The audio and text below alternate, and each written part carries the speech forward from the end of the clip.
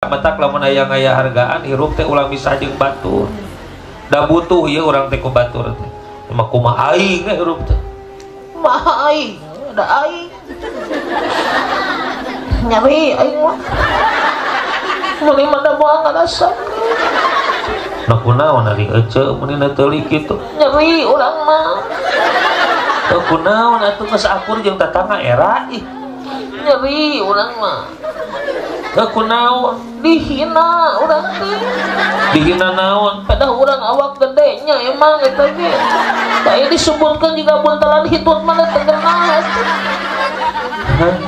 Halo? Coba mau nanya nih kepada semuanya, kalau dihina itu untung atau rugi? Oh. Yang jernih atau pikirannya ngejawabnya jangan sebeletuknya. Dihina itu untung rugi? Yang menghina rugi. Jadi kanu ngahina teh kudu nganuhunkeun atau kudu amak? Tak kitu harusnya. Aya nu ngahina nuhun. Kurang boga pahala amal ibadah tapi teu kudu amal. Padahal teh pangeunah-ngeunahna teu gawe tapi boga buruhannya.